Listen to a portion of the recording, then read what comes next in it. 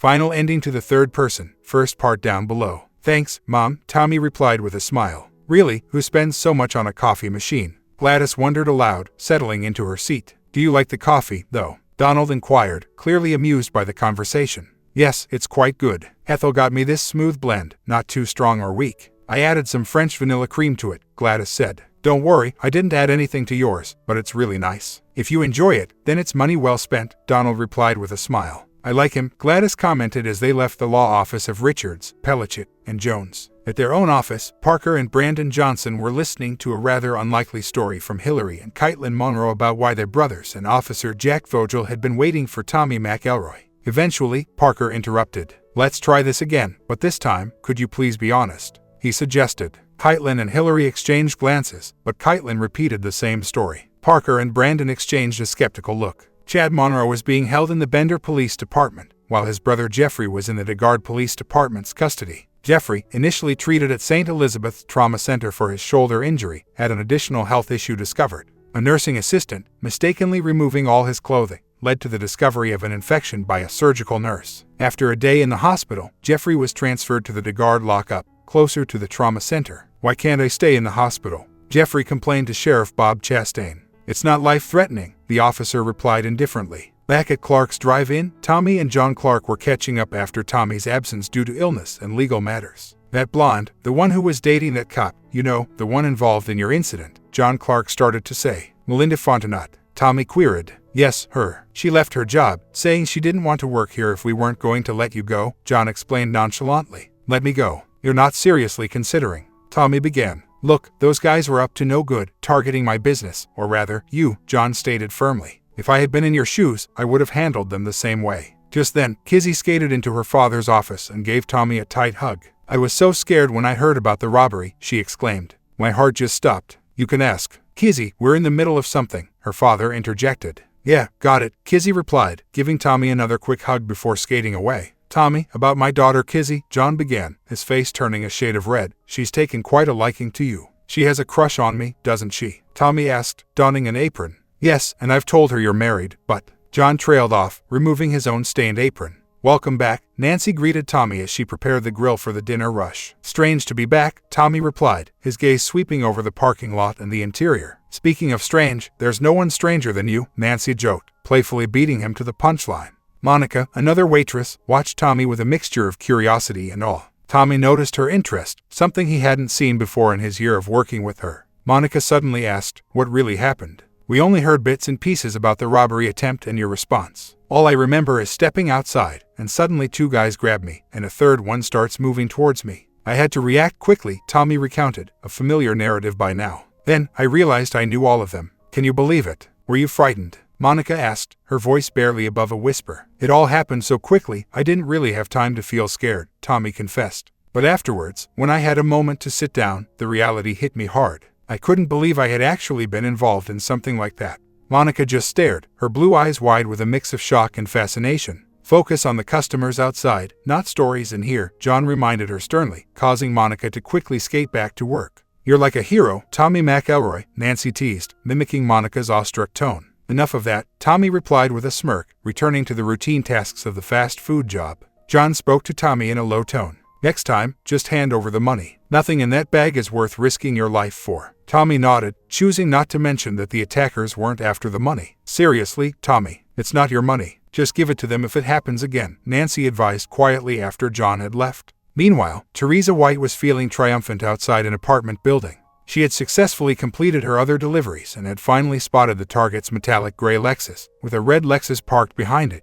Time to get this done, Teresa said to herself, gearing up for the task at hand. Inside the apartment, Caitlin and Hillary were unwinding, sharing a joint. Hillary had gotten some high-quality weed from the manager of the electronics department at Abdul's department store, where she worked. Who could that be? Caitlin muttered irritably as a knock interrupted their moment. She glanced through the peephole and saw a blonde woman standing there with a friendly smile, even waving when she noticed the peephole darken. Hi there, the woman greeted cheerfully as Caitlin opened the door. You're Caitlin, right? I remember you from St. Thomas. I was a year ahead of you. It's been a while, hasn't it? How are you doing? Caitlin, caught off guard, managed to reply, I'm fine, as she opened the door wider, squinting in the bright sunlight. Hey, close the door. It's freezing, Hillary called out from inside. Anyway, Caitlin, wow, you've changed a bit since school. Life does that, huh? The woman, Teresa, remarked. But hey, I actually have something for you. Caitlin, already feeling a bit put off, responded, I don't have any children, if that's what you mean. And here's what I came for, Teresa said abruptly, handing Caitlin a manila envelope. After quickly taking Caitlin's photo, she hurried away. Caitlin, holding the envelope, murmured, I've been served. What's that? Hillary asked, sensing something amiss as she closed the door. I've just been served with papers, Caitlin said, her voice barely audible. Oh no, this can't be happening, Hillary exclaimed, pulling Caitlin back inside. They sat down at the kitchen table, going through the documents. Caitlin could read the words, but struggled to grasp the reality that Tommy was filing for divorce. She was overwhelmed, her mind numb. It says here, infidelity, Hillary noted. What? Caitlin responded, still in shock. He's filing on grounds of infidelity, Hillary clarified, pointing to the relevant section. But that's ridiculous. Louisiana is a no-fault state. We just need to. Caitlin trailed off, trying to process the information. Wait, do you need proof for? Oh no, this is bad, Hillary realized with a gasp. Exactly, even if he has evidence. Oh no, if he shows that in court, Caitlin said, equally shocked. If he does that, Hillary trailed off, worried about the implications. At his home, Parker Johnson was feeling smug as he observed Erica, his wife, slightly inebriated and unsteady from a mix of drinks and medication. Erica, often preoccupied with her appearance and diet, was potentially pregnant again, but it was hard to confirm due to her irregular eating habits. Mr. Parker, where's your wife? Asked Sandra, the family's nanny, with a smile as she began to change out of her work clothes. She's just down the hall, why? Parker replied, but his attention was soon diverted by a call on his cell phone. What now? He sighed, seeing Caitlin's number on the display. Parker Johnson was increasingly frustrated with Caitlin Monroe. He and his brother, Brandon, had already decided that they wouldn't be offering her a position at their law firm, Johnson, & Lambert, after her internship. Despite her prestigious family name, Caitlin had been a disappointment. Caitlin was mid-sentence when she noticed Parker's distraction. He was staring at the ceiling, clearly disinterested. Even Parker's assistant, whose name Caitlin couldn't recall, seemed to be just going through the motion, waiting for her to continue. Is there a problem? Caitlin asked, sensing the tension. Ms. Monroe, I was near the top of my class in law school, Parker stated flatly. That's impressive, Debbie, his assistant, remarked. So why do you think I would believe these stories of yours? Parker asked pointedly. I don't think you're stupid, Mr. Johnson, Caitlin stammered, her face flushing with embarrassment. You must, to keep bringing these implausible tales to me and wasting our time, Parker responded sternly, making both Debbie and Caitlin recoil slightly. Ms. Monroe, let's try this one more time, Parker said, his frustration evident. I need to understand why Tommy McElroy is divorcing you and why he has filed restraining orders against you, Hillary, and Patricia Monroe. He stood up, and Debbie followed suit, standing up as well. Parker glanced out the window at his 1972 Corvette, a car he had a particular fondness for, despite its impracticality for a family. Would it be easier for you to talk if we were alone, without Debbie here? Parker asked, trying to offer some level of understanding. Debbie quickly interjected, I can step out if that would help, giving Caitlin a supportive smile. Or is it me? I've been told I can be quite direct. Would you rather talk just with Debbie? Parker continued, trying to provide options. Caitlin, feeling overwhelmed and not particularly comforted by the presence of either Parker or Debbie, silently wished for guidance. She finally confessed, Tommy caught me with that police officer, the one he had an incident with. My sister and some friends were also there. Parker quietly observed as Debbie diligently noted down Caitlin's admission. And about the restraining order, Parker prodded when Caitlin hesitated. Caitlin, with her eyes still closed, continued, my mother, sister, and I have been trying to persuade Tommy to drop the charges against Chad and Jeffrey. Parker urged her to elaborate further. Why were Chad and Jeffrey attempting to rob Mr. McElroy? After your father's insurance was divided, there shouldn't have been a need for the money in that bag, he questioned. Caitlin's face flushed a deep red as she struggled to respond, her eyes still tightly shut, while Parker waited for her answer, a smirk playing on his lips. They were after Tommy's phone, not the bag, Caitlin confessed, revealing the true motive. It had a video of me and Jack, and we wanted to get it before Tommy could use it. Is there a copy of that video? Parker inquired, curious to see Caitlin's reaction. No, we hoped to retrieve the phone before anything was downloaded, Caitlin explained, glancing at Debbie who continued to take notes. Meanwhile, Donald Pellichet couldn't help but smile when he saw Parker's office number on his phone. Donald Pellichet speaking, he answered. Yes, we can provide the video, Donald acknowledged its existence. He paused briefly before adding, we'll bring it to the mediation. Parker, infuriated and believing himself to be dealing with someone he deemed inferior, was appalled at Donald's refusal to comply immediately. If you share your client's full financial records, including her inheritance, we'll send you a copy, Donald proposed, only to be met with a dial tone as Parker abruptly hung up. Caitlin, still in Parker's office, pondered why she wasn't given access to the vacant third office, especially considering her impending offer from Johnson, and Lambert. She glanced at Francis, the other intern, who was hardworking but lacked the physical attributes the Johnson brothers typically favored. Caitlin smirked at her private joke about Francis's chances at the firm, given her lack of certain attributes. Her thoughts were interrupted by her phone ringing again. It was Tab Properties, reminding her for the third time about Tommy's unpaid rent. Yes, she answered, clearly annoyed. Francis looked up, irritated by the breach of office protocol. Parker Johnson had a strict policy against personal calls and texts during work hours, even requiring cell phones to be left in cars. Fine, whatever, Caitlin responded tersely, ending the call and standing up, aware of the office rules but evidently frustrated. Caitlin, disregarding Parker's strict rule to lock computers during any absence, left her workstation unsecured and the files she was working on open. She exited her cramped cubicle and made her way towards Parker's office, deep in thought. Frustrated by the news of the unpaid rent, Caitlin briefly entertained the idea of defying the restraining order and confronting Tommy at Clark's drive-in. She had strategically placed everything in her name to ensure Tommy's dependency and assert her control. However, the realization that Tommy hadn't paid the rent this month irritated her even more. I need to take a break, Caitlin announced to Debbie, Parker's administrative assistant.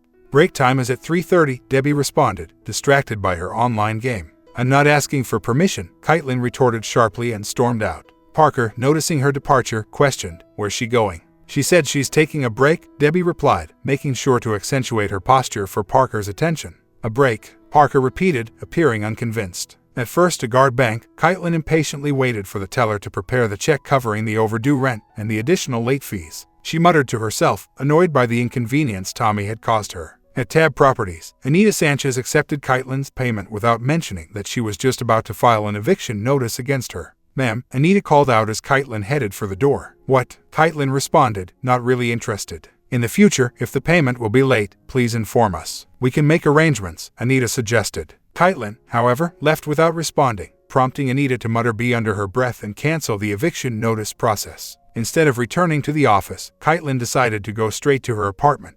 The heat inside was cranked up, making the small space uncomfortably warm. The room was cluttered with takeout containers, contributing to an unpleasant odor that filled the apartment. Caitlin, determined to tidy up the messy kitchen, first poured herself a strong drink of cola and whiskey. After her third drink, however, her motivation waned. The idea of cleaning and facing the cold outside seemed less appealing, and she decided against it. Outside the apartment building, the mailman efficiently distributed the mail into the boxes. He noticed the St. Elizabeth Utilities Company's envelope for apartment 2A, marked with a red rim, signaling it was a final warning for payment. St. Elizabeth Utilities had a system, a yellow-rimmed envelope as the first reminder, a blue-rimmed one as a friendly nudge, and finally, the red-rimmed envelope as the last warning before utilities would be shut off. Kay Monroe, the resident of 2A, would now face late fees and a reconnection charge if they didn't act quickly. The mailman, feeling a small surge of joy, slipped a clothing catalog into Angela Brandt's mailbox in apartment 3A. He had met Angela a few times, and despite being happily married, he couldn't help but feel flattered by her flirtatious nature. Angela appeared beside him just then. Hi there, handsome, she greeted cheerfully. I hope there are no more bills for me today. No bills, just this, he replied, handing her a package and her catalog. Oh, this is from Japan. It's a CD of dance music, Angela exclaimed, her excitement palpable. Thanks. Wow, it's really cold out here, isn't it? She added before hurrying back upstairs. The loud music from Angela's apartment eventually woke Caitlin from her alcohol-induced sleep. The unpleasant smell of the cluttered kitchen hit her again, and the excessive heat from the overworked heater made the room almost unbearable. Caitlin's head throbbed painfully, adding to her discomfort in the hot, stuffy apartment. Caitlin adjusted the thermostat down to 80 degrees, and the heater finally quieted down. She then grabbed a large black trash bag and hastily gathered all the fast food containers, unintentionally disturbing a horde of roaches hidden underneath. Shocked and disgusted, she couldn't help but blame Tommy McElroy for the state of her apartment. Muttering under her breath, she hauled the first bag out to the dumpster. On her way back, she checked her mail and discovered the overdue utility bill from St. Elizabeth Utilities. Frustration mounted as she saw the hefty amount due. Fuming, she vowed that Tommy would have to answer for this. After her second trip to the dumpster, Caitlin fixed herself another drink, realizing she was starving. She didn't even bother to look in the fridge, already knowing it was empty. A knock at the door interrupted her thoughts. Hey, Kite, greeted Hillary, her sister, immediately noticing the unpleasant smell in the apartment. Tried calling you, but your phone's disconnected. What's going on? Caitlin's frustration boiled over into outright anger at this new inconvenience. Meanwhile, at the diner, Tommy and Nancy engaged in their usual light-hearted banter while working. You're looking much better these days, Nancy observed. Shedding 300 pounds tends to have that effect, Tommy quipped, just as they both heard a thud. They turned to see Kizzy had stumbled into a wall. Are you all right? Nancy asked, helping her up. Kizzy, still dazed, whispered to Nancy, did Tommy just say he lost 300 pounds? What are you talking about? Nancy responded, scanning the floor for any slip hazards, concerned for Kizzy's well-being. Did he just say he's getting a divorce? Kizzy asked Nancy in a hushed, excited tone. He mentioned losing 300 pounds, Nancy replied, confirming that the floor was clear and Kizzy hadn't slipped on anything. Kizzy, suddenly realizing she had forgotten her task, exclaimed, oh no, I forgot the customer's orders. Back at the counter, the two customers repeated their order with a laugh as Kizzy hurried back into the kitchen. She called out the order and managed a graceful stop at the soda machine. As Tommy began preparing the burgers, his cell phone chimed. Nancy looked over, do you need to take that? Yeah, it's my mom, Tommy confirmed, stepping away to answer. Order up, Nancy called out as Tommy headed to the office for some privacy. What's going on, Mom? Tommy asked as he answered the call. Your mother-in-law just called me, and I've never heard such language. I'm thinking about getting a restraining order. Can you believe she calls herself a Christian?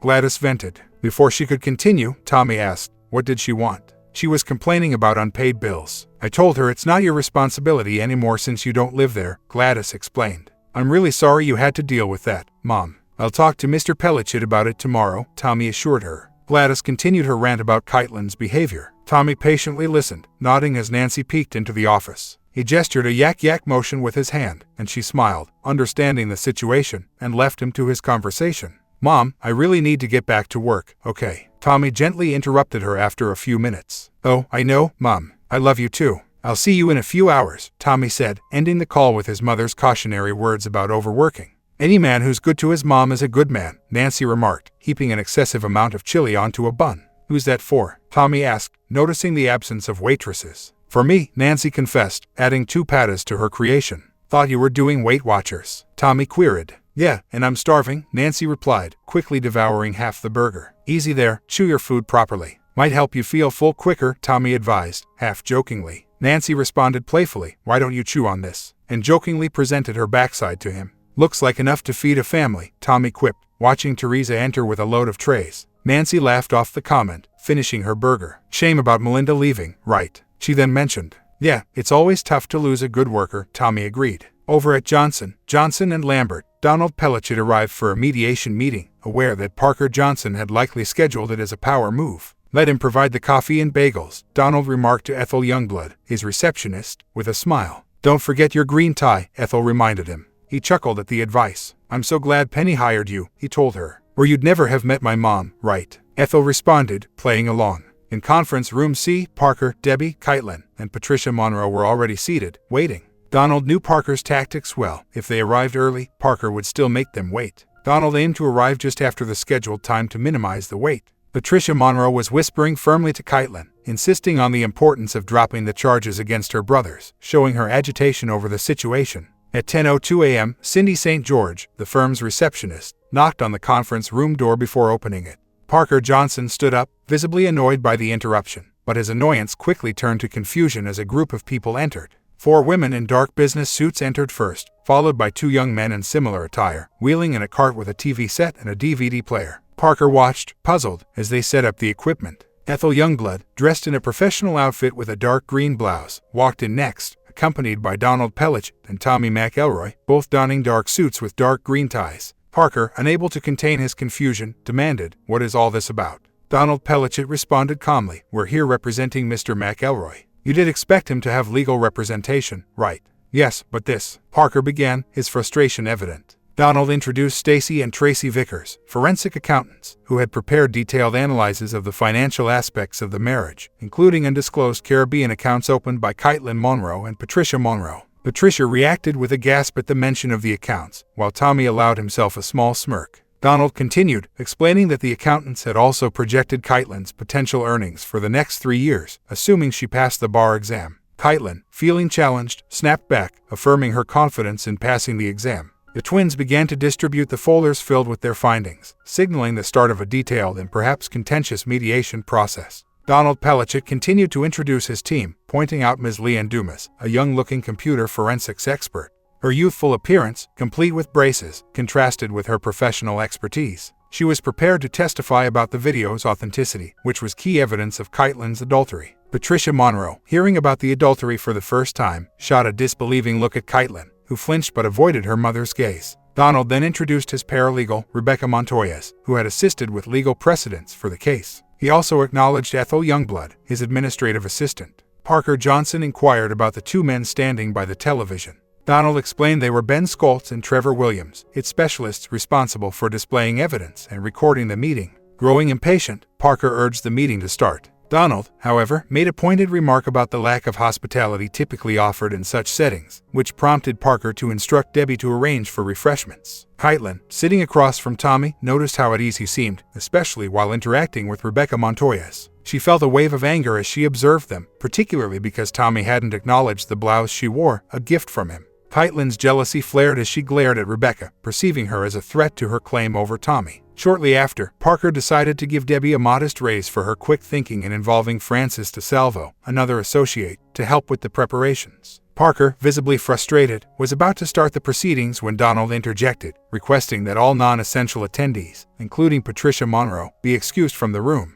This request added another layer of tension to the already strained atmosphere in the conference room. Parker Johnson, with a smug expression, believed he had gained an upper hand by dismissing the suggestion to excuse non-essential individuals from the room. Donald Pellichet maintained a neutral demeanor, observing Kaitlyn's discomfort amidst the proceedings. As the meeting progressed for 45 minutes, Debbie Dees felt overwhelmed. The barrage of technical and financial terms was taxing, and she was tired from the constant need to make copies for everyone involved. Leanne Dumas, the computer forensics expert, meticulously explained the process of verifying the video obtained from Tommy McElroy's phone. She highlighted the high-resolution quality of the 48-second video and its substantial file size. She also mentioned the presence of music from Angela Brandt's apartment in the audio track, lending further authenticity to the recording.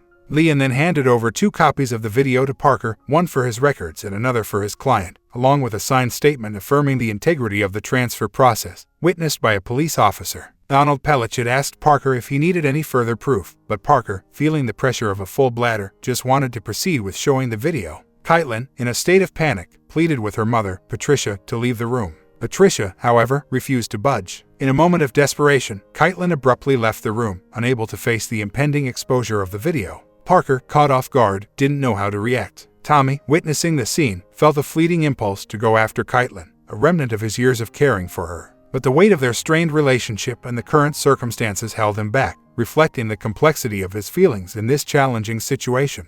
"All right, I think that concludes our meeting," Donald said with a smile, looking at a surprised Parker. "Your client has accepted all our conditions." "What's going on here?" Patricia demanded sharply. "I want to see what's in that video." "I need to discuss this with my client," Parker replied firmly, rising from his seat. "How about we take a 15-minute break?" suggested Donald cheerfully. "Some of us might need to use the restroom, and I bet Ben and Leanne are eager for a cigarette break, right?" "Okay, let's reconvene in 15 minutes, Parker agreed, somewhat irritated. Parker Johnson felt a sting of annoyance. In his own office and conference room, he was being outmaneuvered by Donald Pellichet, a man he considered his inferior, and it was happening right in front of his team. Debbie hurried out of the room towards the restroom, closely followed by Francis. "Can you believe it?" Francis whispered, astonished. "Dr. Pellichet is really impressive." In the men's room, Parker let out a heavy sigh of relief. He wondered where Kaitlyn had gone, as she wasn't in the interns' area or the lobby. "I can't use those," Tommy McElroy said in a friendly tone, entering a restroom stall. "Pardon?" Parker asked, finishing up.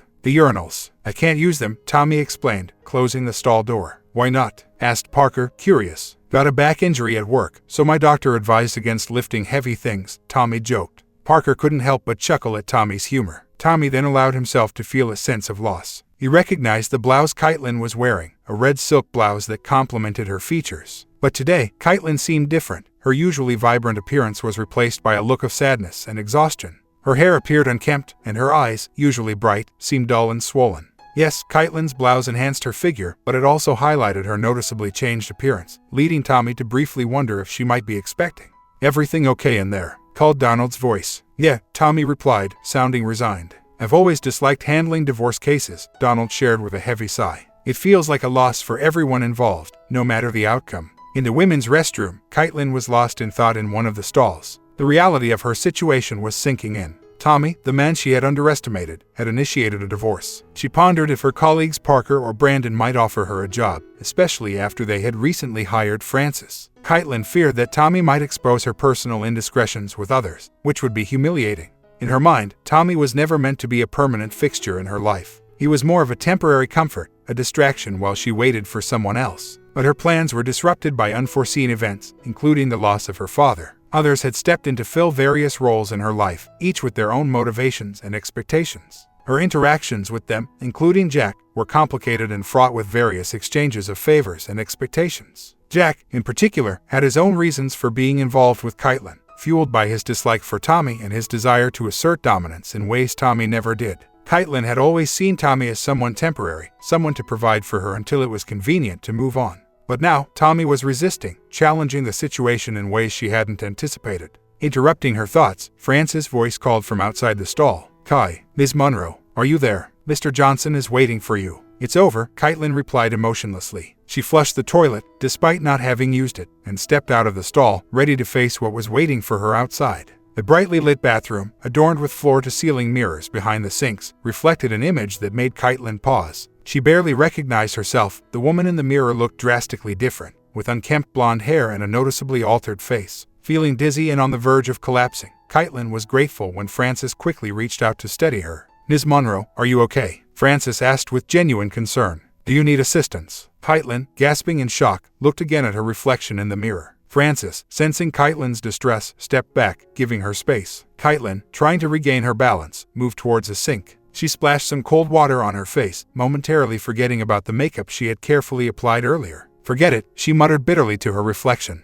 "It's hopeless." "What was that?" Frances asked, taken aback. "Just let Parker know that it's over," Caitlin said resignedly. "Tell him to agree to Tommy's terms." Meanwhile, in conference room C, Parker was visibly frustrated, particularly with Donald Pellicet. His tension eased slightly when Frances entered and whispered to him about Caitlin's message from the women's restroom to concede to their demands. "Mr. Johnson," Donald interjected casually, "are there going to be any more hold-ups? I have another appointment at 1. "I need a moment," Parker replied tersely, exiting the room. Back in the restroom, Caitlin was confronted by Parker Johnson bursting in. His expression was one of anger and confusion. "What's happening here?" he demanded harshly, barely recognizing the distressed woman before him. Caitlin, in tears, pleaded with him. "Please, don't let my mother see that video. It would devastate her." Parker's response was scornful and dismissive. However, Caitlin's emotional breakdown intensified as she realized the full impact of the situation. "Is there something more I should know about?" Parker asked, his frustration evident. Throughout the entire process, it had been clear that Caitlin was aware of the sensitive content in the video, yet she had chosen to remain silent.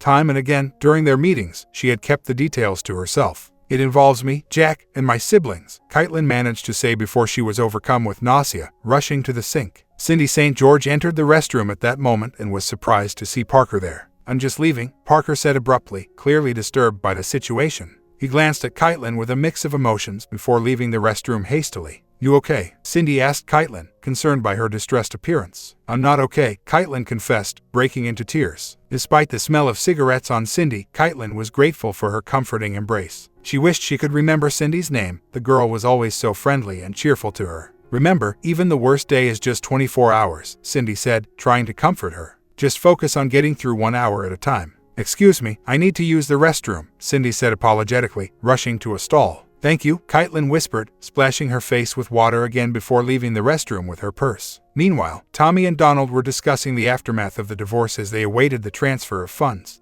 "This really is the end for us," Tommy sighed, expressing his frustration and disappointment to Donald. "I tried for so long, but she never really reciprocated my efforts or affections." Donald listened silently, knowing from experience that clients often needed to talk things out after a divorce. He understood the complexities of such situations. "Typical of the Monroes," Donald commented, empathizing with Tommy's experience, indicating that Caitlin's behavior was not surprising to him. "Here's your confirmation," Heidi Moak, the branch manager at First Union Bank in Bender, Louisiana, said with a friendly tone as she handed over the printout of the fund transfers. "Now, about this account, your ex-wife doesn't have access to it, does she?" Donald inquired, passing the documents to Tommy. "No," Tommy replied with a constrained smile. "I originally set it up to save for a Christmas gift for her." "You could still use it for that," Donald quipped, eyeing the substantial sum on the receipt. "That would be something, wouldn't it?" Tommy chuckled, but his expression soon turned serious as Heidi waited for any further queries. Ms. Moak, could you check who owns the property at 3015 Highway 27?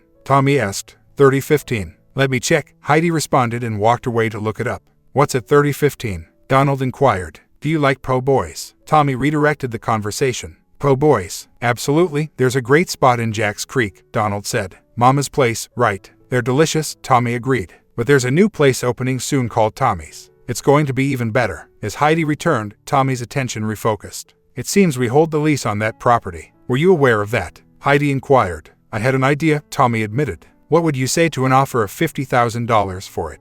Make it $75,000 and it's yours, Heidi proposed. How about $60,000 pending a full title search? Tommy suggested. Heidi paused, then shrugged. The property had been vacant for 3 years, only a burned slab of concrete remained. A young woman had recently rented the space for a dance studio but was struggling financially. If Tommy was willing to take on this project, Heidi thought, it might be a good deal for the bank. Wow, we could use your skills in my office, Donald chuckled as Heidi hurriedly arranged the necessary documents. I'll help out anytime, free of charge, Tommy offered generously. Never make that kind of offer to a lawyer, Donald quipped with a smile. They might take you up on it every day. In her apartment, Caitlin was feeling overwhelmed. She had to decide what to take to her mother's house, what to leave behind, and what to throw away. Feeling empty and detached, she contemplated discarding everything in the large dumpster behind the building. Her mother was furious. Only one of the offshore accounts was truly Caitlin's. Patricia had added Caitlin's name to the other one only as a precaution. And Tommy McElroy was not supposed to get any of it, nor was he supposed to share in any income Caitlin earned as a lawyer. He was merely expected to cover her expenses until she no longer needed him. But now, Tommy would receive half of her income for the next 3 years as compensation for the time he had supported her, including their marriage. Caitlin sank into the blue recliner, feeling the strain on her clothing. She pondered over the changes in her life, including her physical appearance. The sound of music and activity from the apartment above interrupted her thoughts. Irritated, Caitlin considered confronting her upstairs neighbor about the noise. Reminding herself of the time of day, Caitlin's energy waned again. She was exhausted by the recent events. Brandon Johnson had made it clear that she wouldn't be joining the law firm of Johnson, and Lambert. Parker had left the building in a hurry not long before Donald Pellicci, Tommy McElroy, and their team had finished their business. Caitlin faced a daunting list of tasks, packing and moving, preparing for the bar exam, and updating her resume. She looked at the couch, recalling how she and Tommy had chosen it together because its blue floral pattern matched her father's recliner. Tommy had even hauled it upstairs himself to avoid the delivery fee from O'Neill's and LG. There were memories associated with that couch, including the evening they had guests over for dinner. Caitlin remembered how they had exchanged knowing glances while her mother critiqued their furniture choices. Her gaze then shifted to the coffee table. It used to be where Tommy would relax, placing his snacks and drinks while watching football, a pastime she never shared in. Caitlin glanced at the TV, realizing she hadn't turned it on in ages and wasn't even sure if the cable bill, which was in her name, had been paid.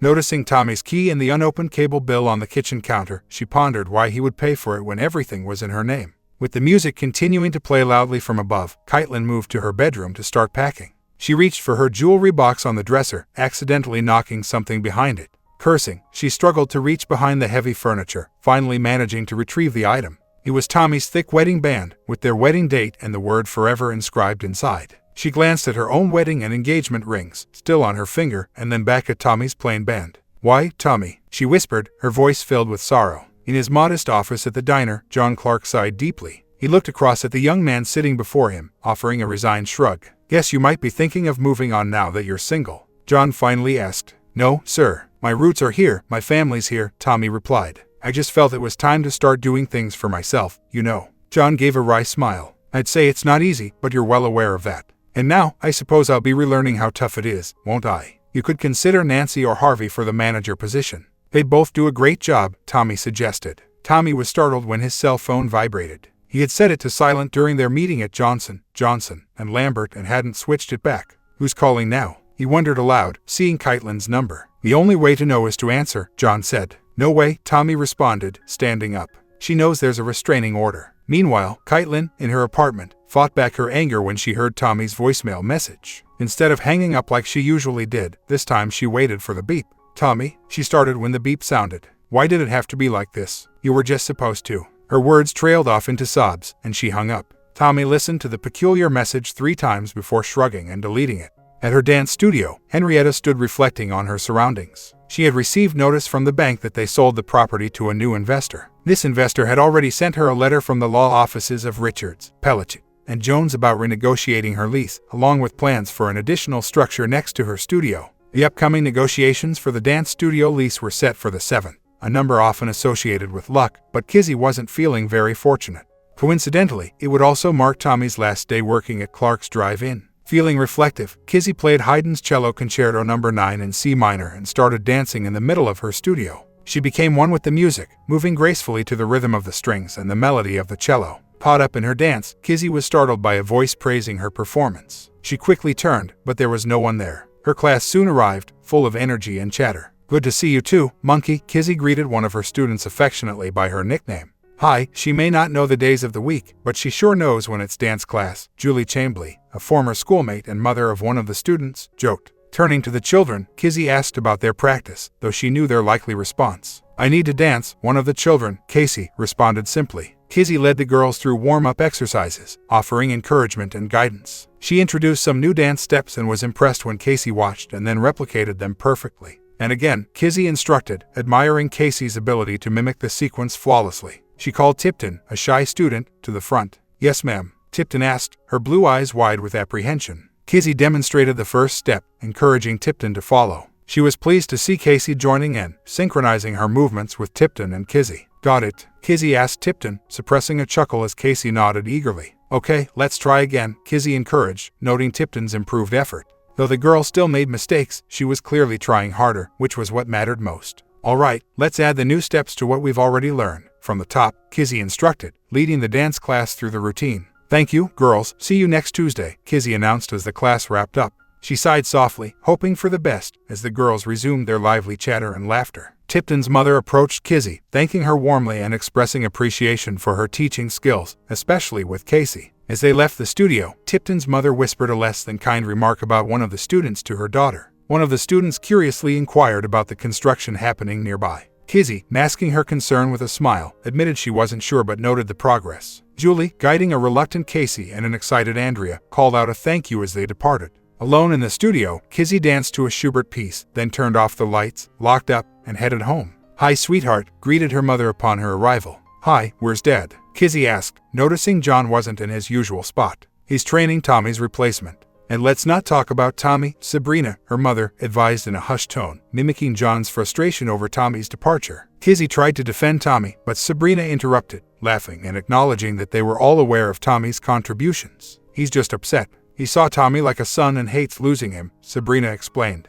Kizzy attempted to lighten the mood with a joke about always being there for them, to which Sabrina humorously replied, teasing about their collective mood. Kizzy, not wanting to dwell on the conversation, excused herself to her room. On a humid Tuesday morning at the St. Elizabeth Parish Courthouse, Parker and Brandon Johnson were in a serious discussion with their clients, Chad and Jeffrey. They were advising them to accept the plea deal offered by the ADA, highlighting the risk of a lengthy prison sentence if the case went to trial. Caitlin, witnessing her brother's hesitation, urged them to take the deal. She bluntly reminded them of the seriousness of their situation, involving a gun and a fatality. Jeffrey protested, blaming Jack for the gun involvement, but their options were limited. Chad, showing his frustration, abruptly asked Parker about their legal fees. On the 6th, people were curious about Tommy's future plans, but he remained non-committal, only offering smiles and shrugs. That evening, John Clark closed up the diner and brought out a bottle of scotch. He poured a few shots and raised a toast to Tommy's future, wishing him success. Tommy expressed his gratitude and shared a heartfelt moment with John.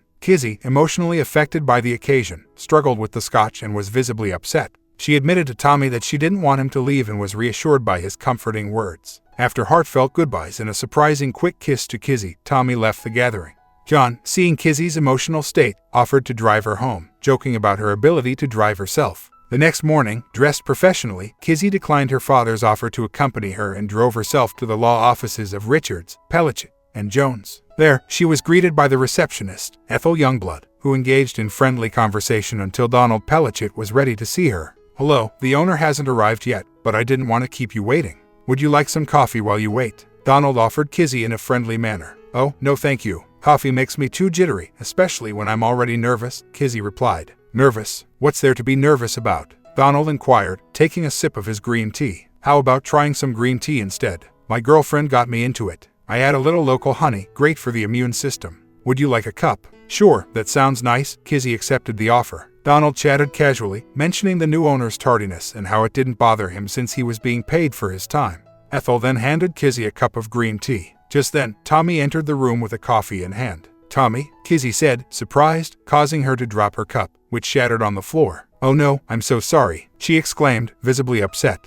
"Don't worry, it happens. Maybe if I bring you more of these cups, you'll drop them too," Ethel joked, lightening the mood as she cleaned up the mess. "Let's focus on why we're here," Donald interjected. Kizzy, still surprised, asked Tommy what he was doing there. "I'm the new owner of the building. Didn't Mr. Pellichet tell you?" Tommy responded. Ethel returned with another cup of green tea for Kizzy as Donald started discussing the lease details. "Your previous lease with First Union was $795 a month plus utilities," Donald began. "Wait, you're really the new owner," Kizzy interjected. "Mr. McElroy asked me to draft a new lease for you. It's month to month, a minimum of 6 months, at $600 a month. It'll cover water and sewage, you just pay for electricity," Donald continued. "You're kidding," Kizzy exclaimed, astonished by the offer. "There's just one condition," Tommy added, raising a finger. "What's the condition?" Kizzy inquired, her curiosity piqued. Tommy responded with a serious tone. "You need to commit to your passion full-time. No more juggling between being a waitress and a dance instructor. You're a talented dance teacher, Kizzy. Embrace that." Kizzy hesitated. "I don't know if I can."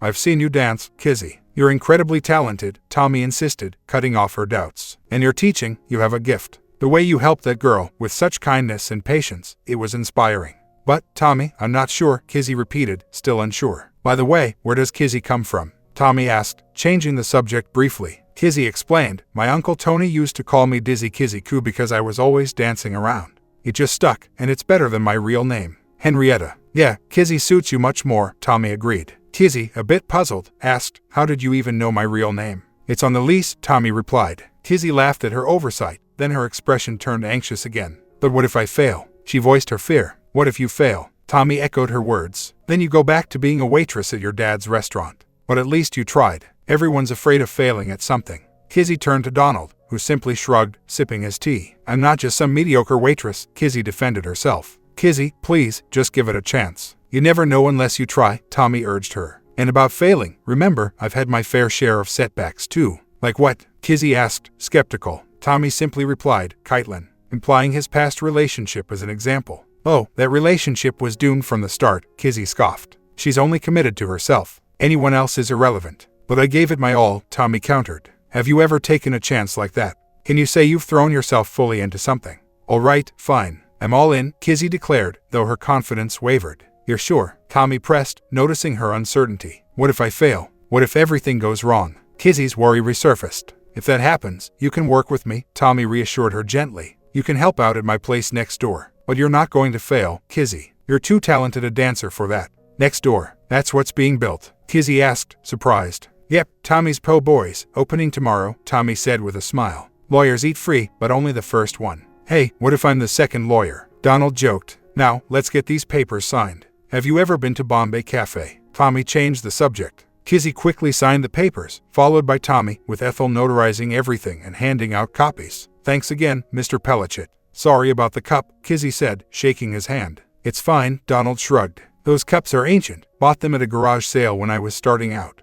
I've been drinking from a garage sale cup." Ethel cringed. "No, yours is different," Donald quipped. "I found it in a gas station bathroom." With a newfound sense of optimism, Kizzy felt her spirits lift as Tommy led her across Highway 19 to Bombay Cafe. "Have you eaten here before?" Tommy asked after they were seated. "No, have you?" Kizzy replied. "Once, for the Sweethearts dance." "That feels like a lifetime ago," Tommy reminisced. Curious, Tommy then asked, "Who designed your dance studio?" "Glenn Peters, based on my rough sketches," Kizzy replied. "Cost me $2,000, can you believe it?" Tommy expressed his disapproval. He really missed the mark. Why not have large windows at the front? It would attract more attention and make it inviting. Right now, it's too closed off. Kizzy considered this. "I never thought about it that way. I remember the studio used to have big windows with thick curtains to provide privacy when needed," Tommy recalled. "Maybe in the future," Kizzy mused. "I'll have Paul look into making those changes," Tommy offered. As Hashem served their soup, Kizzy looked surprised. "Wait, you're planning changes to my studio?" Tommy responded confidently, showing her the lease agreement.